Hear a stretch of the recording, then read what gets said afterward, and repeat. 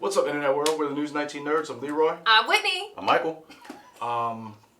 Let's just get to it, right? We don't need no spoiler talk. I mean, spoiler free. If you here now, You All ready? right. Yeah, you ready? It's Let's get to it. episode 10, final season finale of The Outsider. happened the exact way I thought it was. Interesting. Very much so. So you were happy with how it ended? Oh yeah. I thought there were a couple of cop outs. I thought there are a couple of things that I quibble with, but the main thrust of this show ended the exact way. Once I started seeing how it was going, the exact way I thought it was going. Okay. With everybody just. Yeah. So me, R.I.P. Andy, man. Y'all, they got Andy. Told y'all. I mean, I knew he was gonna die. I think we all knew he was gonna die. Yeah, we did. But I think they did such a good job of setting these characters up that it still hurt me when he died. Because you still hoped. It was supposed to hurt. Yeah, they did a good job. You still, for me, it was like we knew Andy was going to. When we first met Andy, we knew he was going to die. However, there was still a glimmer of hope that somehow he was going to make it out. Y'all, and the way they got him. Because not only did he get shot, he also got exploded, right? And this is my thing. So they got shot, and I'm like, okay, cool. Everything's gonna be fine. Andy's gonna make a recovery at the end, and then he shot the gas tank. When the vehicle rolled back into the kill box, I was like, oh no. Y'all, I feel like most I can't speak for everybody, but I feel like most Outsiders fans, like everybody had like a moment of silence for Andy for a second. Like I had a moment, I was like. I had a moment of silence for my man who clearly didn't make that headshot. Y'all were right. I told you. Michael said, I think you might have made it. I was like, nah. I made a mistake. I want to go back and look at my face when you said that, because I want to be like, were you First watching of all, the same shit? y'all act like people can't get shot in the head and live. Not like that. You can, but that was... Not like that. Maybe not like that. But... Hey, Jack wanted to be a sharpshooter for a reason. Yes. Let's say this too. Okay, Jack was lit, drunk, highly intoxicated, and he was barely missing. Like he was missing some here and there, but it's moving targets. Like his aim was still like. I like this Jack. I don't know what it was. I like this Jack just being drunk off his rocker and just taking people out. I'm like, because at this point, Jack he has nothing to lose. He's just like, well, not only that, he knows that he's not really in control of himself, and he's just like taking him out. Like, yeah, Jack, just do it. And he knew this is it, man. Like, there's no coming back from this. Yeah. I will say this. So when that rattlesnake part happened, we knew, because we talked about this last week, we knew the rattlesnake was going to play a part in it some way, somehow. For me, I felt like Jack... Rattlesnake should have been credited. He saved everybody. Really though, I really felt like you could tell that Jack was ready to die. Like I knew that Jack wasn't going to survive. I knew that he was either going to kill himself, or he was going to find a way in which to be killed. Which was a part of I had a question about, because remember the other guy who was being controlled by El Cuco? He could. I don't think they could. I thought they couldn't kill themselves. They couldn't. That's why he couldn't kill himself. He couldn't kill himself. That's why the suicide of a cop. Right, but Jack was also controlled by El Cuco, so how could he kill himself? I have a question about that too. Yes. I have a question about that too. I don't think that... I think the snake bite was able to interfere. Yes, that's what I'm thinking happened, because El Cuco was like, you're useless to me now, so I guess... I don't care. I agree that I feel like that's what happened. I don't feel like... To me, it didn't pay off. I feel like Jack kind of got wrapped up very... They were just like, all right, yeah, next. To me, I didn't like the way the Jack thing wrapped up. I did. I was like, explain that. Because I was just like, I get it. The snake was able to break your control. Why did you shoot Holly? Well, I mean, I think there was a connection there. Like, we all know that Jack had no desire to do this, and he did try to fight El Cuco, and I think that Holly was just... what was necessary in order to break him out of that. And I think that Hallie is a lot stronger. Holly? Yeah. You said Hallie. I'm sorry, Holly. Excuse me. I'm sorry. I was like, wait. I'm sorry. At first I was like, Emma, when you said Hallie, I was like, man, I can't stand that lady. No, Holly. I'm so sorry. Go ahead. But when Holly, like, she was just, if there was going to be anybody to stop Jack, I knew it was going to be Holly. Well, one... I can understand why he didn't shoot Holly, because Holly was the only person, I don't want to say only, Holly and Tamika were the only two people who were nice to him, who actually genuinely cared for him and actually like reached out and tried to help him. Yeah. If you saw Tamika was like, if you guys remember, Tamika was the cop who had the baby. She was like, "Hey, what's going on? You know I'm gonna find out." And he was like, "Stand down. Like I'm not in control." Mm-hmm. So then you saw that, and then you saw when he kidnapped Holly. He could have shot Holly right then and Yes, there. he could have. He could have ended it, and there were several times he could have ended it, and he didn't. And El Cuco used that against Holly at the end of, I want to say, episode 8, when he showed the vision of Jack shooting Holly. Mm-hmm. And that was one of the misdirects that we saw in the trailer when he just jinked her out of the car. El Cuco was like, I had the power to do that, when he really didn't. Mm-hmm. Because Jack could have easily killed Holly, and he did. And in that situation, he knew it was just that was his fight. He's like, I've done a lot of heinous stuff, but I can't do this. Mm-hmm. Do we think that El Cuco stopped him from killing Holly? No, I think that was Jack. Because we saw, I think even in the car ride between Holly and Jack, we saw him fighting El Cuco. There were other moments in the show where we saw him fighting El Cuco. I think that this was Jack's last hurrah. I think he used whatever strength that he had in fighting El Cuco to not kill Holly. Because think about how badly El Cuco wanted Holly dead out of everybody. So you don't feel like El Cuco was just curious to meet Holly face to face? No, not at all. Because she blew up the whole thing. Well, not only that, it was also anytime, if you look at how Jack was with anybody else, Jack is a violent man. When we're introduced to Jack, Jack is hunting, beats up a dude in a strip club. I forgot about that. And so notice how Jack handles people, how he handled Ralph, how he handled everybody with the exception of Tamika and Holly, was always with a deference and comfort that they were actually, and I understand that they're women, but they're also women who at least tried to see a different side of Jack. When Holly first met Jack, she was like, "Who hurt you?" And it was like, and he's basically there to undermine her. And even though he's there to undermine her, and she realizes that, she still was not angry. She still wasn't hateful. She still tried to help him. Mm-hmm. Yeah. And I think that car ride basically kind of sealed it, where I don't know these other people, I'm going to put you down, but at least with Holly, I can't. Or at least I'm going to do everything I can to not do that. At least that's a line I'm not willing to cross. I'm going to also say this. I think, and again, this is what I think. There really isn't anything that leads to this conclusion, but in my mind, I also felt like Jack was able to overcome El Cuco in that moment, because I believe, in my opinion, I think he recognized that Holly, out of everybody, is the most likely person who would be able to take El Cuco down. Okay. El Cuco down. I don't think that, but when I think that. Think about it. If it was not for Holly, I can see let's say he couldn't be killed by normal means. Who you think gonna figure out how to kill him? I can see that. I just that's my that was my side tangent. I'm like, I wonder if he. Yeah. Holly says once Andy is exploded, and Howard, which one? Howard is both exploded. Harold and Howard. Tragic. She says, "Damn you to hell," out in the open to Jack.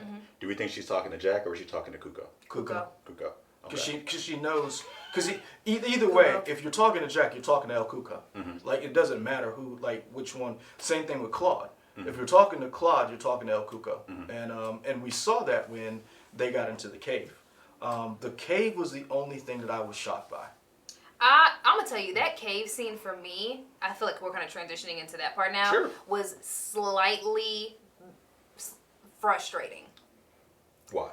So I was frustrated because for a number of reasons. One of my big frustrations was Ralph kept telling Holly to stop asking questions and stop having dialogue with El Cuco. However, I'm like, shouldn't y'all be trying to learn as much as you can? This is me. I'm like, I have questions that are not answered. And of course, this is a great setup for season 2, right? I mean, there's still so many unanswered questions. And what we did learn about this is that El Cuco doesn't know much about himself. He doesn't know much about himself. He just came into being. That's what I got from it. Doesn't have answers. He doesn't. But there were some things that there were more. I wanted their dialogue to get a little bit deeper than it did. And Ralph was like, no, we ain't doing this. It ain't about to go down. Do you think he was almost in a way like the writers were asking the questions that the audience would ask? Absolutely. And then Kuko's like, don't worry about these questions. But this is the thing. I think in that moment, that entire moment encapsulated the entire relationship between the three main characters. Mm-hmm. El Cuco, Ralph, and Holly. Ralph from day one did not believe until he was forced to believe. And even once he finally came around to it, he's like, F this, execute with extreme prejudice. Mm-hmm. Holly's curious. She wants to know more. Jack doesn't care. Mm-hmm. You got to remember, Ralph doesn't care. Ralph is of the mindset that I need to put this down because if no one else will believe us, but if we don't stop whatever this is, it's going to continue. And so you saw, and El Cuco is just doing whatever El Cuco wants. It is we looked at it as being evil, and it is evil, but it is also a very selfish creature because rude too. There were two quotes. I'll get to them in a second, but he said that I really liked. That to me, that cave thing to me encapsulated everything about this show. But it was also that was the one thing that caught me off guard. Because as they got there, and then you heard Claude's evil voice tell them, be careful. Yeah. Grab the side. And that's why I was like, oh, you aren't. And that's when I realized not only you are evil, because there is a way to live and sustain yourself without doing some of the things you're doing. But when Holly asked that question, she kept asking, and Jack was like, don't ask the questions, because Jack knew, and this is what I took from it. Jack is a police officer. The things that Ralph is a police officer. The thing that Ralph has seen, the things Ralph knows, Ralph realizes these things will stick with you. And our job isn't to understand. Our job is to execute this thing. Mm-hmm. And you saw in that episode Holly being how she is and Ralph being the way he is when confronted with the same thing, how they can get two totally different things out of it. Right. Because if you saw at the end, when we get further in the episode, Ralph had a conversation. Mm-hmm. And Ralph had already had in his mind what was going to happen next. Mm-hmm. And Ralph was like, I can't let that. So I'm not arguing about it. Like, of course, they responded the way in which their character would respond. I'm saying as a fan, as a viewer, I was frustrated because I wanted answers. So, of course, they're going to respond. Holly's going to ask questions. Ralph is going to be like, let's just kill this thing, right? That's understandable. But for me, I'm like, we've worked up. I need more answers about what's happening. And so that dialogue was frustrating. I almost felt like Holly, because I felt like Holly is finally she's asking the questions everybody wants to know. Mm-hmm. Where are you from? What are you? Why do you choose this the way you do? And Ralph wasn't having any of it. And for me too, as I'm looking towards these next seasons, and I think I'm pretty sure they're going to get green-lighted for a season 2. For me, having that information will help them in whatever they're going up against in season 2, because we all know that there's going to be a bad guy. Mm-hmm. And the more information you have, the better you are at defeating whatever the enemy is. And so for me, that's why I was frustrating as a viewer. I was like, just let her ask the questions. Nope. Mm-hmm. There was some dialogue that I really liked that I took notes. I tried to be like Leroy, take a couple notes. Mm-hmm. 2 things El Cuco and Holly said during their exchange. They both kept asking questions, and the creature said, we're not doing a good job of answering each other's questions. Yep. I thought that was funny. Mm-hmm. I thought that was a wink to the audience and be like, you're not going to get the answers. And that's why I said for what you were saying, it wasn't going. What is that? I know it wasn't going to happen, but I wanted it to. Yeah, it wasn't going to go down like that. Yeah. Also, and this was so creepy, but done so well by everybody. One question we did get an answer to: why do you pick children? Because they taste the sweetest. I was like, It hurt, but it was done so well by the actors. And if you remember, I don't know if you guys watched it. I did at the very end of the episode. I was trying to look up just now. So you saw they broke down this episode 8, 9, and 10. Mm-hmm. And you saw Terry Maitland, a.k.a. Jason Bateman, say Patty's character was so important. Yes. Because he needed to be the low life, small time criminal, but then at the end of it, Patty being Claude. Pat, the actor who played the actor who played Claude, Patty, had to have been able to be both of those things at the same time. Mm-hmm. And that whole conversation to me was surprising because I didn't expect that. I expected it to be a feral creature, kind of like you're trying. The entire time This is the reason why I said it. To me, this was exactly the way I wanted it, and it played out better than I could have imagined it. The entire time you're thinking, this is a feral creature. This is someone who does not. This is a creature working on instinct. Mm-hmm. That whole time in the cave, which really should scare the bejesus out of you, is that it is a creature, but it is calculating and it is evil because it didn't have to kill children. It chooses to kill children. Mm-hmm. And it chooses its victims based on how much grief. There's one thing to be driven. People say, they have a compulsion to do something. Like some people, like a mother with their child, you have a compulsion, a biological thing that comes within you. This thing has a biological compulsion, but it is a mental thing that says, I'm going to choose to do this. Mm-hmm. And that's when you're like, oh, like it's that whole culmination of this entire thing, these 10 episodes, you're realizing it is worse than you could even imagine because you saw when leading up to this part, the compulsion to get into that part of the cave. You saw the frenzy what Holly pointed out, or no, it was Ralph pointed out. He said, look at this. And you saw the names of all the Boltons. Mm-hmm. Yeah. And you saw how much it wanted to get in there. It wanted to absorb all of that. Mm-hmm. That's the biological compulsion. That part when it says, because they taste the sweetest, mm-hmm. that's when you're like, you could get your jollies somewhere else. Right.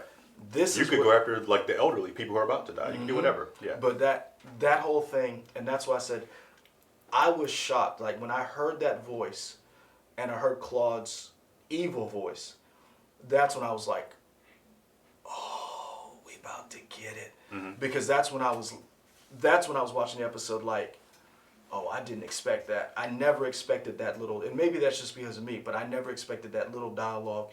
And to me, it was just enough because there was something else in that dialogue that you heard. And I hope there's not another season. I hope it ends just like this. Mm-hmm. The worst thing this show did in a real world situation is the unknown. You've opened the door to the unknown, and now you realize he ain't the only one. Because when Holly asked that question, are there more of you? He says, I don't know, but I felt that there are others. Mm-hmm. And then you have the lawyer look at a picture and there's another body and you're like, wait a minute. He couldn't have done that. Mm-hmm. So who killed this other kid? Mm-hmm. And that's why I said, I hope it just ends. I don't want another season because I love the idea of just this universe and these characters just having to deal with looking over their shoulder every single time, because now if this is real, what else is real? And just the not knowing. I love that. Like the way the episode ended, I'm all for it. So how do you guys think the final episode did in terms of like story structure of time we spent with stuff? Because the Jack shootout scene was maybe like 15 minutes. Yeah. Yeah. And then the 15 minutes with El Cuco, like the last half of it really was the fallout of everything. Yeah. Were you guys happy with how everything I think that they did a great job of wrapping up a lot of the storylines. Mm-hmm. I will say this, the episode as a whole, and I was reading some of I don't know if my thought on this is a little tainted because of some of the reviews that I was reading, but a lot of people felt like it was, the ending of that episode was anticlimactic. Like everybody thought, a lot of people were saying it was, you get like big, bang, bang, bang, all this stuff happens, and then it kind of just like fizzled off. But I think, here's the thing about this show though, we all knew that getting into this show, once you get 2 or 3 episodes in, this isn't about, this isn't a fireworks display. Like we're not here for like, this bang bang moment. So I do think that it started off very intensely, and I was not expecting the show to wrap up storylines the way in which they did. Mm-hmm. You know what I'm saying? Like, I wasn't expecting that. There's only one storyline that I didn't get that I wanted. I wanted to see Ralph interact with Glory. I wanted to see when Ralph came back. That to me, that was the only thing this was missing. And I love the episode because the whole show mimics life. And when I say that, I say it in the sense of life has these fireworks moments, to use Whitney's term, but a lot of life is these quiet moments. And the episode ended with quiet moments. It's not always about getting a like, how many times have you been in an argument with somebody and you feel like, I won that, they got it. Like, no, it doesn't. When you have conversations with people, you walk away with, oh, I wish I'd have said this, or I wonder about this. And that's how life is. The episode ended the way life does, in the sense of now everybody must integrate themselves back into with these things that happen, and you have to go on. I was waiting for Glory Ralph conversation. Mm-hmm. I needed that, and it didn't get it. And I was like, oh, damn you, show. That's life. Hey, I was okay with not having that conversation. I was just so excited that Terry got exonerated. So Terry got exonerated, but did we still get justice for Terry? No, absolutely not. You never absolutely not. Because when you look at what happened to him and his family, you can't get justice. Never get justice. And here's the reality of the situation. Even though he has been exonerated, their family is changed forever, and the way in which the community views family is changed forever. Because if you've been thinking of, oh, well, this woman married a murderer for weeks and weeks and weeks, and then all of a sudden you learn they're exonerated, but still at the same time, every time you see her, you attach seeing her with certain emotions and feelings. Those emotions and feelings just don't go away because you learn. Like, it's just how people are. We know for a fact that when people are given actual, accurate, factual information, they still want to believe what they want to believe. Oh, this is a cover-up. Like, there's so many. So just thinking in real life terms and what we see, like, I'm pretty sure even though he was exonerated, I still genuinely believe that, like, their life is not, it's still not the same. Sure. There's not enough. And not only that, you didn't get justice for Terry. Like, you got the creature.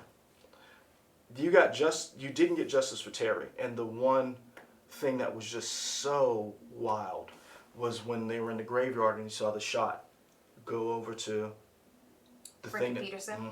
And you realize you're like, you got justice in the form of, and this is the thing, and I don't know the difference between the two, and when it comes to this show. Did you get justice? No, you got vengeance. And those are two totally different things. You got vengeance because you killed the creature that did this. But did you get justice for the Peterson boy? Did you get justice for Terry Maitland? I would argue no. Because I mean, there are no more Petersons. Like, they all died. Yeah. Let me ask y'all this question. So they're in the cave, and they think that, or they presume that he's dead. Ralph sees, Peterson's older brother. Yeah, he sees his son and Peterson's older brother, and then he realizes that El Cuco is still alive, just playing possum. And then he goes back and he says, I could leave you here and have scientists poke and prod, and we learn more, and you turn into an attraction, or I'm going to go ahead and finish you off. Do you agree with his decision to finish him off, or do you think that he should have let other people come in on this and do more investigation about what this is? I think Ralph thought that most people would think like him, and he's like, we need to end this now because it's... How do you explain it? Yeah, you can't even wrap it, even because, like, as to Leroy's point, as much as, like, me and him are, we didn't agree on Ralph's face with Holly, but it does go back to his point of whatever, of even with all this evidence in Ralph's face, he's still like, no, it's too much to it's deal with overwhelming. the supernatural. Go ahead and kill it now. Oh, man, where's my other notes? And in a lawyer term, the prejudicial value of this outweighs the probative value of this. Yeah. Yeah. So I mean, it's just because, and this is the thing, as steadfast as Ralph is, he believes in it. He sees it. The fact that he saw his son and the Peterson boy was so jarring. I assume that's the two ghosts that he saw. Yeah. I can't remember who they were. I knew they were ghosts, but I can't remember who they were. It looked like the Peterson boy and his son. Yeah. Okay. So the fact that that was so jarring, and keep in mind, I'm not disparaging anybody else. Ralph is a strong man. This is a man who has dealt with the death of his son. Mm-hmm. He's had a child murder in his town. He's come to terms when he realizes that I made a mistake with Terry Maitland. This is a very strong-willed individual. Look how long it took him to believe. Yeah. Now imagine El Cuco's, since we're calling it El Cuco, imagine El Cuco's power on a not so strong individual. Mm-hmm. We've seen that. So Ralph was thinking, I could do all these things. There's no guarantee he would stay in the state that he's in. Right. You could, one of these people who comes to study you, comes to collect you, you're going to get away. And that's one of the things that I think Ralph made that decision. Whether you agree with his decision or not, Ralph made a decision that said, I need to put you down because there's no telling how dangerous you could be if you got away. And let's be honest, I don't know the world could deal with the possibility of this being around. And I'm not even talking about I'm talking about this little thing right here. When you had Claude, you had, 6 people vouch for Claude. And then you had Claude's jacked up face at whatever that RV place was. Yeah. And then you had the police in there like, that's him. It took 6 people for them to leave Claude alone. And then El Cuco said it best. How you were going to explain the 2 Claudes? You can't. Ralph had already figured that out. Like in Ralph's mind, Ralph had already realized there's no way in the world you get to leave this cave alive, or I leave you alive in this cave, because of that very reason. Because we can be mad at Ralph this entire show, but there's one thing Ralph, I think, noticed and realized about people. We are who we are. And given this new evidence of the world is a totally different place than what we think it is, I can't let this go down. So we talked about the 2 ghosts that he saw, because we assumed they were still powers emanating from El Cuco. Oh, we know it's powers emanating from El Cuco. Why did El Cuco have the ghost out if he was playing possum? Like, wouldn't you? In my, I'll let you argue back, but this is what I'm thinking.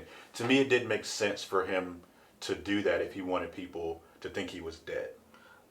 So why would you still have this? Because if you don't see the ghost, then you just leave, right? I don't think he thought Ralph would kill him. Okay. Because this is a creature who, for the entire show, has just basically baited and done whatever it's wanted to do. Until Holly, it has never been. It hadn't even been questioned. Right. People just assumed, and that was one of the things when you watch the interaction between him and Holly, and Holly said it at the end.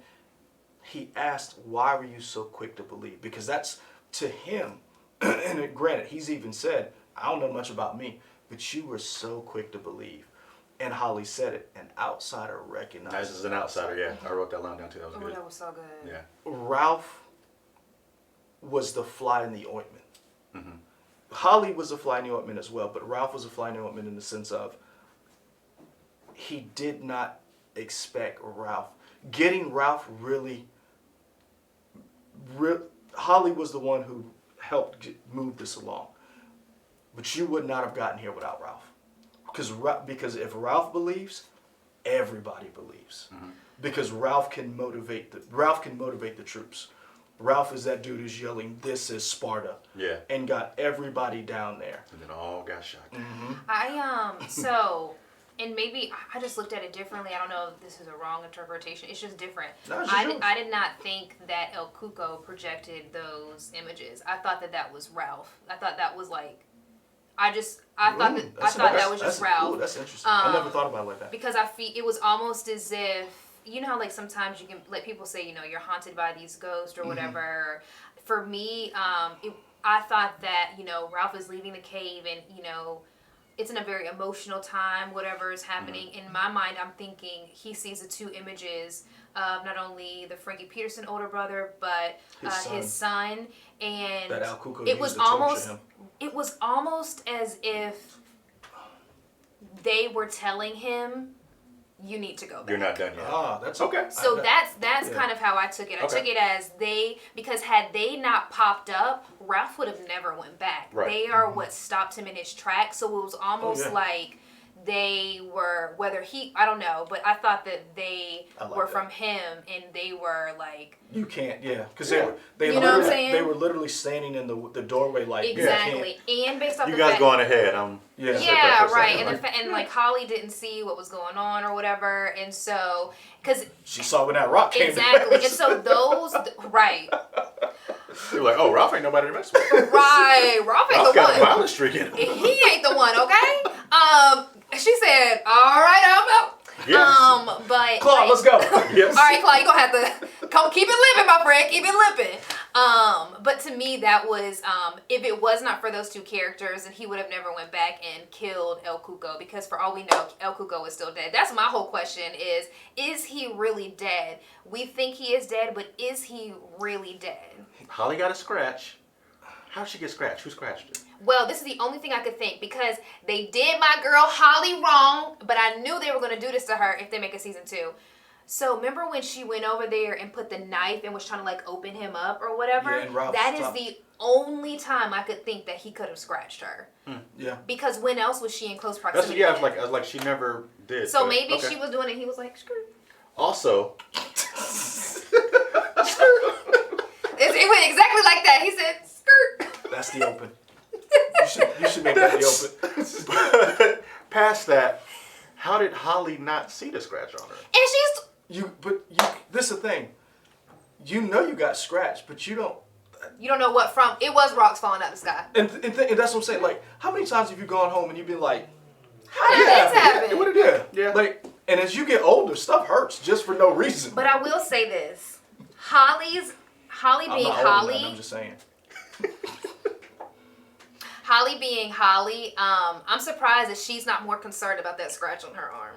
I just feel like her It was personality, she would analyze this for Exactly. what's all this going So on I around me? feel like the ending scene is her character is not completely her Herself. character. Remember she doesn't listen to music. What is she doing in the end of the scene? She's listening to music. She's like twirling her hair. She's looking back. And I will even say this, and this might be digging too deep into it, but at the end scene when Ralph was like, let's go be some Ghostbusters, because that's basically what he said. Pretty much. And she like smiles. I've never seen her character Be that happy. be that Or just happy. that, unless it was Andy. So that's what I was about to say. Right, Ralph and Andy. True, but Ralph and Andy. But this is the difference. What I will say that Ralph is to her now. When He's like, bam, true. when the chips were down, who had her back? It was Ralph. That's very true. And I think one of the things that this episode did was a lot of shout out to my boy Alec Pelly. Oh, Alec. I like Hey, Alec, in my world, you still alive, bro. Right. because Oh, that hurt. the two things I will say this. Alec was never wrong this entire show. He was like, look, we need to haul Holly. She's eccentric, but she gets the job done. When they had the meeting, Alec was like, yo, This wild, but he's I would like, put Alec on my team. and then when he was like, the lawyer was like, hey man, you was down. Why you ain't want to go? Look, bruh, when I was out there in the field, I used to get copper in my mouth. That meant somebody was going to die. And he was the first one to die too, It's y'all. just He like- literally said, I'm not doing this. And then he went out there and was the first one he to shouldn't die. have done it. But Alec, Yeah. so He should have stayed. He should have stayed. He should have sat this one out. Him and Howie would have been. But this is the Yeah. thing. This is messed up, but would that have meant if they didn't go, Jack would have had more time to focus on the people who were there? Possibly. Because those are two Probably. people, because he got Alec out the gate. Mm-hmm. Two, one of the things that I noticed that in this episode that we had been building up to this bond, finally this bond between Ralph and Holly. And we got a little bit of that in the car ride. But one of the things that I noticed was the dialogue was very interesting, and I think part of the reason why is because of this man right here. You saw him in the end. If you've been watching the little clips of, so that's Dennis Lehane. He's a writer of books, Yes. Okay. but also he's written, and I think these two are very, not Live by the Night or Live by Night, but these two, Mystic River and The Drop. I think those two, if you go back and watch those little quiet moments in those movies, the way that dread that's set up. If you hadn't seen Mystic River, go watch it. I do think Sean Penn deserved to be nominated for an Oscar. Not sure if he should have won. This is my opinion. The Drop, Tom Hardy and Gandolfini. James Gandolfini? Yes. Great movie, a very quiet movie. These little moments that we liked, I think, is due in part because of this man right here. And there are other people, but Dennis Lehane, and I was looking him up to see what else he has written. Those moments between Ralph and Holly at the end, where he's talking to her and she smiled.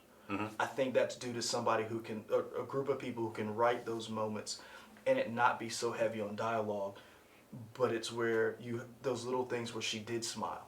Because there's a genuine, because you saw she hugged Ralph. She did hug him. And Ralph isn't a person who shows emotion. He like, you saw him, he's always pensive. He's always, He's always had these face. And then you saw him go back to counseling. Those little things that are weaving into this episode is the thing that I like the most. But I also feel like I'm disagreeing with you. I don't want to see it. I want it just to stand just as this great season, because I like the idea of this world existing, and now they have to contend with the idea that there is evil out there. So I want a second season, but let's attach some contingencies. One of the biggest one being Before you finish, do you want a second season with these characters, or do you want more of an anthology that we talked about before? I want these characters. Really? I am such a big Holly fan, and it might also have to do with the fact that like I'm low-key obsessed with Cynthia Erivo. I just think she is just brilliant in general. She gets wrapped up in characters. She's just amazing. Side note, I watched this with my dad and my stepmom yesterday at their house, and I didn't know they watched the show, but we watched it, so I watched it, as it was coming out. And they didn't realize, or my dad didn't realize, that Cynthia Erivo from this is the same person that was in Widows and same person in Harriet, because he was just like, oh yeah, she just gets wrapped up in these roles. And she was in the Fast Times of the El Dorado, whatever that, with Thor. Oh yeah. Bad Times at the El Royale or whatever. And she's on Broad. Like she's just amazing. And so also, I'll get to that in a second. So I wouldn't mind an anthology. I do want to see. I love these characters so much. I'd like to see them continue on and do something, but I don't want it to be like the same plot line. Like, Holly is Scratch now, and so now Holly's gone around on a killing spree, and now they have to fix. Like, I don't necessarily know if I want that same plot line. You know what I'm saying? Like, but then again, at the same time, maybe that would be a great story if imagine an El Cuco with Holly's mind. That is dangerous. That is absolutely dangerous. So again, I wouldn't mind an anthology, but I just I think this first season is done so well. I would want them to really bring the big guns for the second season. I hope this only season is done well. But I really wish we had spent more time with Gloria Maitland. That's my only. I don't. As a wrap up. Well, not just as a wrap up, but also you spent so much time with her at the beginning and her dealing with a lot of this. And to me, I understand they did the last scene with her with the lawyer, and the little girls were like, what's going on, mommy? She's like, go back upstairs. Her lawyers did. Yeah. His private investigators did. Yeah. So you got to find new people to carry out these cases that she got against whatever. And not only that, she knows the truth about what happened, but you can't tell your lawyer, who's been riding for you from day one. Does it make it easier now that they've exonerated your husband?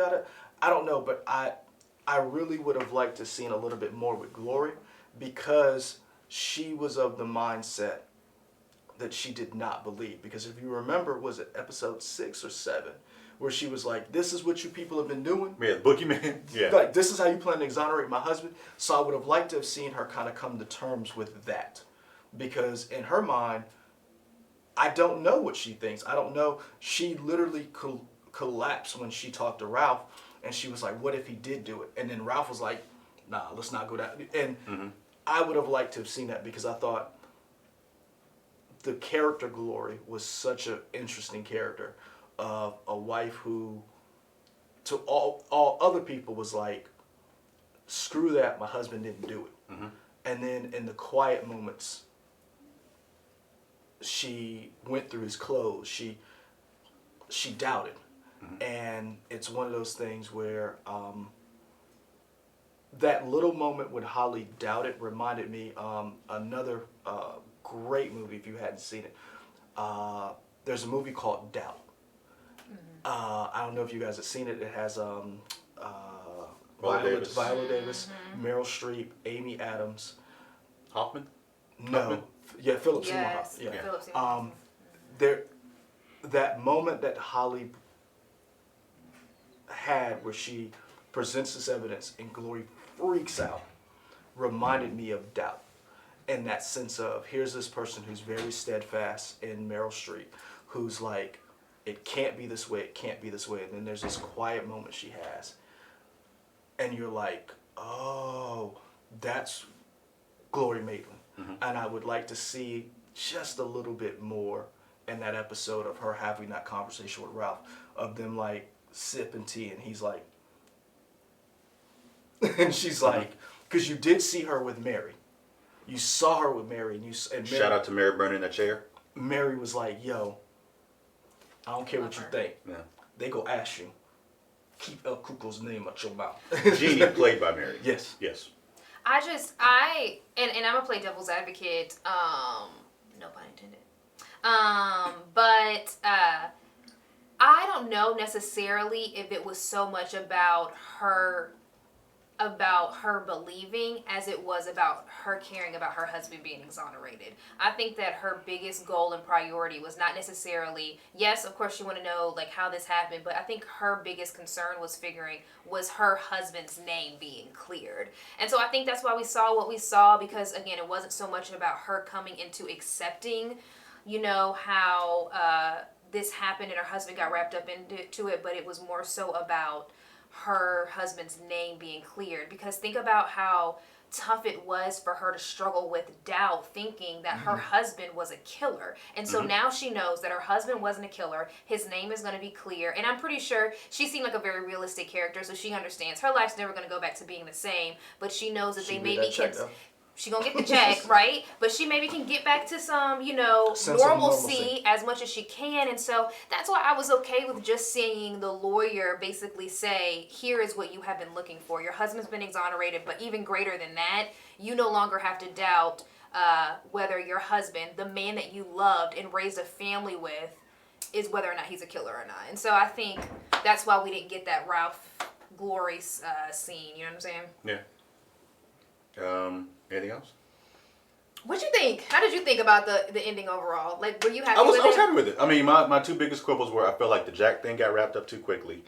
I don't like the scratch. I guess. And it's like, he already moved the snake once, and then it came back again. Right. Was that that was a question? You didn't throw it that far? Was it a second snake? Is this a super snake? I don't know. But whatever. Not the biggest thing. Overall, I like the show. I think I would be happy with just a one and done. You happy with a one and done too? I think so. And I like that it kind of leaves it a little ambiguous.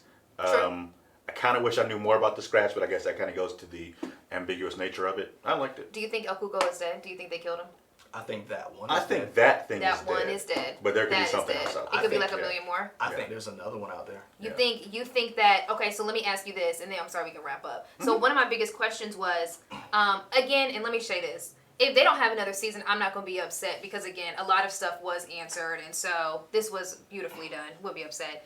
But if they do a season 2 and it follows this same storyline, can one El Cuco that scratched somebody take control of that person who got scratched? Right, because if this El Cuco is dead and the scratch gives you possession, does the scratch even matter? Who knows? We'll That maybe was we find out you know season what I'm saying? 2. I don't know. That was my But question. That's why I was like, I don't want you to explain it. I want you to just leave it like that, because the reason why I like that is because it gives us this opportunity to have these conversations. True. Because you watched it and saw a totally different show, or you saw it and saw the same show but got totally different interpretations from things. Michael saw something different from what I saw, and so there's millions of people out there who watch this show, who are hopefully millions of people watch this video. Like, and we'll subscribe, comment. We'll have a different interpretation of what they saw. And I'm hoping they ended like that so that we can forever on just have these conversations where like, oh, what about this? What about that? It would, if they do one, I have the firm belief that HBO will do a good job. Yeah.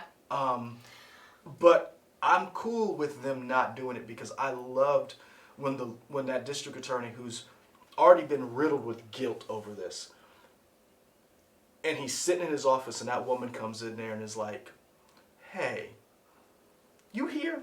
Because there's a phone call. She kept popping in, and I was like, oh, what is it, the bearer of bad news? I want him to be like, I just want him to yell out, B, if you come back in this office again without a sandwich or some cookies. Why she gotta be bringing a sandwich and some cookies? At least soften the day bad after news. International Women's Day. Hey, Why can't she be his equal? all I'm saying is, if you come in to bring me bad news, bring me something to eat so I can Someone chew to on balance it out. Because when she Here's a cookie. Yo, we got a lawsuit coming up. That's why she didn't bring him a snack, because he probably think like, Leroy, I ain't giving him no snack. He talking about I better come with a snack. All I'm saying is, when she came in with that evidence, there was another kid, that look on his face was like, yo. Yeah. That's what she should have been like, here's a sandwich. your whole life He is over. He don't got an appetite. He don't got an appetite. You saw, if you notice, his boxes were packed up because he was on his way out. Oh yeah, remember he said he wasn't running for re-election. He wasn't running for And he re-election. was already packed up, ready to go, and it just got really real. Yeah. And that lawyer, that the district attorney, remember when him and Ralph had that conversation, and Ralph was like, some of this stuff ain't adding up. And he was drinking, he was like, man, look, Is that enough for me? he was like, we good. And remember he brought up, it's actually a heavy metal cartoon, the plane that disappeared in the Bermuda Triangle, the World War II plane. Great cartoon, or animated. He brings it up, so he recognizes there's something supernatural about this. But he can't bring himself to be so engaged in it like Ralph is. He's touched by it. He's scarred.